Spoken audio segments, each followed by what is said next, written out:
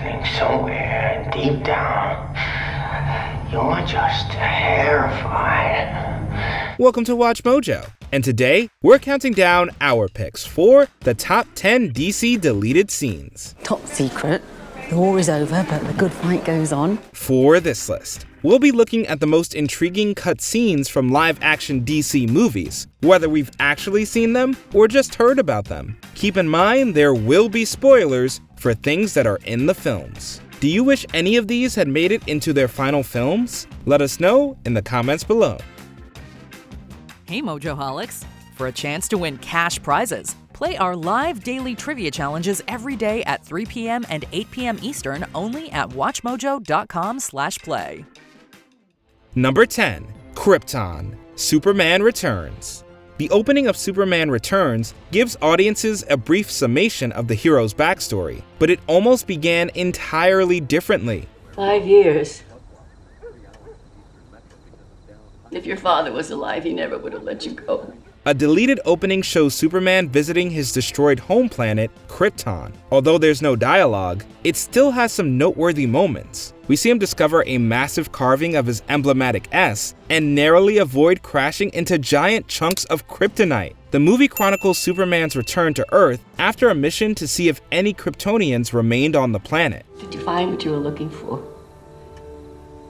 I thought, hoped, it might still be there. We would have liked to have seen this rather than been told. Additionally, it reportedly cost $10 million to film. At that point, why not include it in the final cut? Oh, Clark.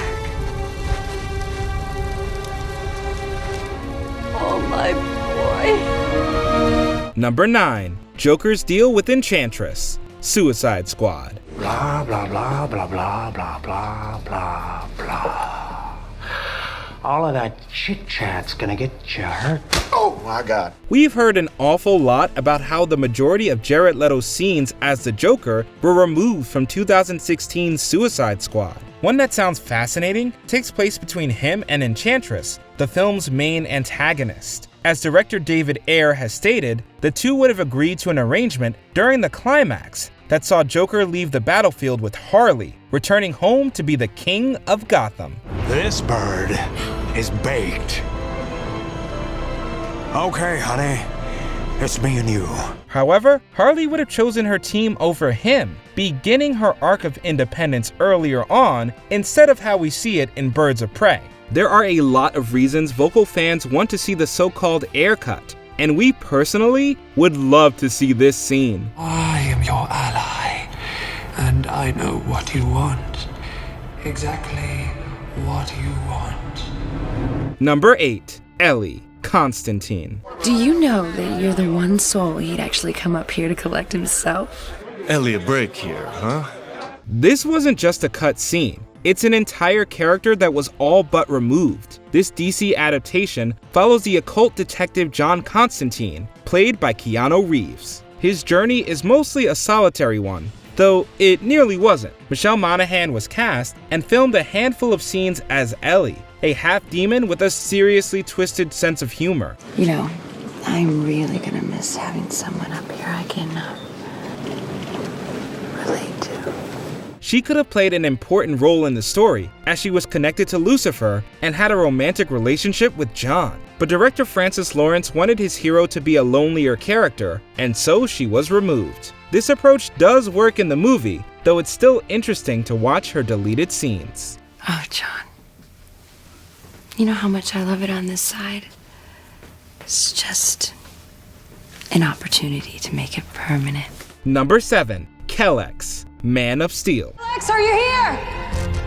How may I assist you, Lady Kara? Where's Kal-El? I can't find him anywhere on Earth. The opening of Man of Steel shows the destruction of Krypton and is an exciting, invigorating way to kick off the DCEU. However, it could have been a bit longer. Kelex, Jor-El's service robot who is still in the scene, was planned to have an action sequence. You are the intruder, and you will be destroyed. At a certain part of the battle, he would have put on armor to help Jor-El in the fight against Zod, who also had some genetically engineered war dogs on his side. Kelex then would have sacrificed itself with explosives to buy Jor-El more time. This construct is not authorized to discuss Myriad. You were designed to obey the members of the Honorable House of El. The sequence was ultimately scrapped due to budgetary restrictions, though concept art of Zod's war dogs exists.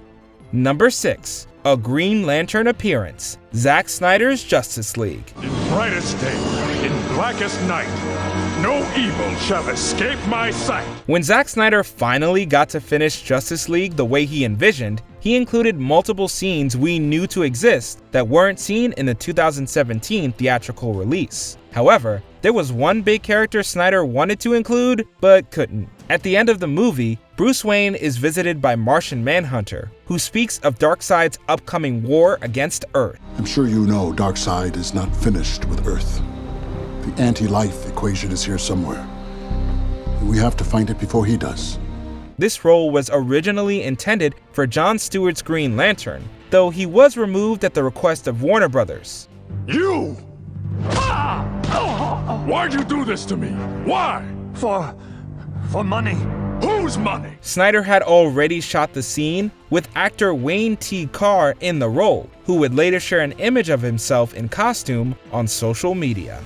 Number 5. Looking for Martha. Batman v Superman: Dawn of Justice. What do you hear? Nothing. I hear everything.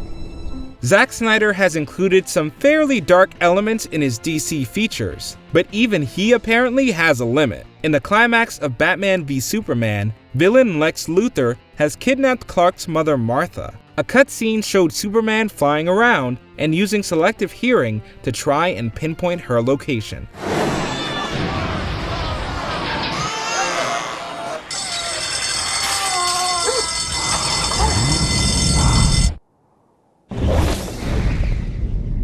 While that doesn't sound too dark, Snyder stated it would have meant him ignoring any crimes he heard in order to find his mother. It doesn't really seem like the Superman thing to do, but then again, it was a pretty dire situation. We would have liked to have seen his struggle to follow his heart, rather than a code. You wrote that the world doesn't need a savior.